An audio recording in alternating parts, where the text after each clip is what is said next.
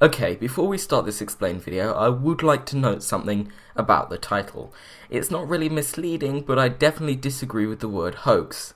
Technically, yes it was, but I think it fits better under the category of the best practical joke in all of human history. We'll get to that, but anyway.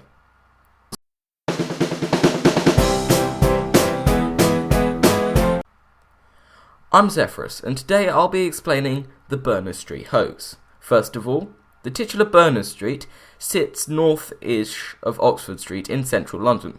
It's a fairly well-off area and only around 700 metres from the best museum on earth and less than 2 kilometres from the river and Buckingham Palace. Pretty nice. Now we know this, we can go back to the weeks leading up to the 27th of November 1810. On the 19th or the 20th, our story begins with two friends drinking in a pub, Theodore Hook and Samuel Beasley. Now, they become drunk and start promising weird and unrealistic things, and this is when the bet is made. Samuel bets Theodore that he cannot make a house of his choosing into the most famous and talked about property in the entire city in under a week. Yeah, a bit unrealistic.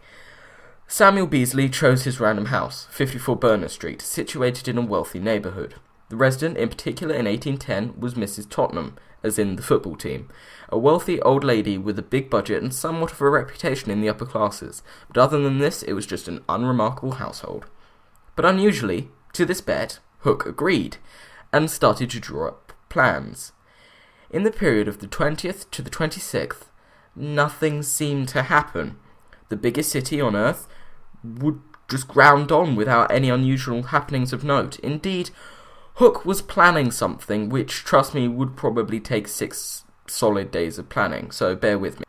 It all kicks off at 5 o'clock AM precisely on the 27th of November 1810 at the doorstep of 54 Berners Street when an unremarkable chimney sweep arrives. Nothing too strange there. Since Mrs. Tottenham is wealthy and it's 5 o'clock in the morning, a humble maid answers the door.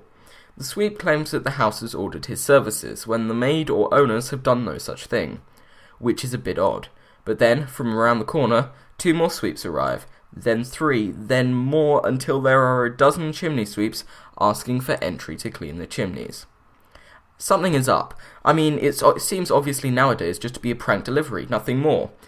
Yeah, well, bear with me, because this escalates to the point where it brings half of the most powerful city on earth to a standstill. Trust me on this one. Anyway, this maid is confused as to the new arrivals, but before she could consider her options, men and merchants of various trades start appearing, and I can quote the London Annual Register, since according to that, wagons laden with coals from Paddington wharves, upholsterers' goods in cartloads, organs, pianofortes, linen, jewellery, and every other description of furniture turned up over the course of the morning. This is starting to rise to the next level of prank, but according to various other sources, the following also turned up on the day of the 27th of November, in no particular order. 6 men bearing an organ, wine porters with permits, barbers with wigs, mantua makers with bandboxes, and opticians with their various articles of trade. Accouters, which are people who help dress and equip the military apparently, tooth drawers, miniature painters, artists of every description, auctioneers, grocers, mercers, post-chasers, mourning coaches, poultry sellers, undertakers bearing coffins made to measure, a fleet of carts carrying large deliveries of coal, followed by a series of cake makers delivering large wedding cakes, then doctors, lawyers, vicars, and priests summoned to minister someone dying in the house. Fishmongers, shoemakers, and over a dozen pianos were also attempted to be delivered. Hundreds, if not thousands of people surrounded the property and effectively clogged the neighbourhood. They were either trying to gain access to it, or their rejection from it had turned to anger and rage, as violent shouts were heard from the crowd, the mob furious. This mass of seething people in itself was drawing crowds. The outer edge of the mob bordered onlookers and spectators, watching and wondering what the hell was going on.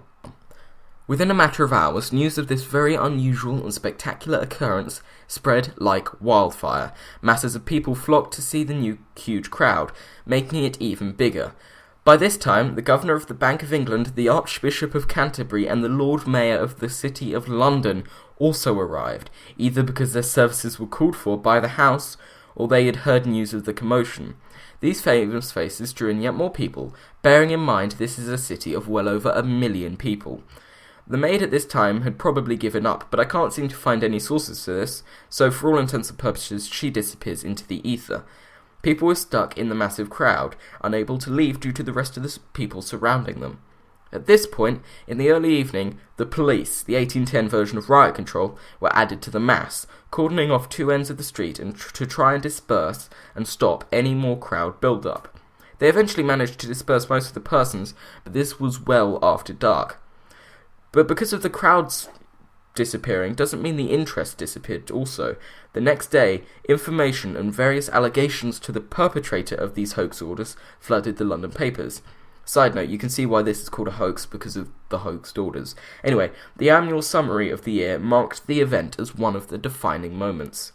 In a play, the following year, the actors made a snide reference to it, causing much applause, which is a brilliant example of why inside jokes are nothing new. Indeed, for a long period, the property of 54 Berners Street was the most talked about in London, if not England. Theodore Hook had won his bet. Oh, and just so you know, he never was punished for doing any of this, because he was never caught. And where was he when this havoc was going on? He was watching from the first floor of the house opposite, and was probably the most happy man on earth. So, there we go. That's the Berners Street hoax explained in as much time as I can fit into the video. Thank you very much for watching, and until next time, goodbye.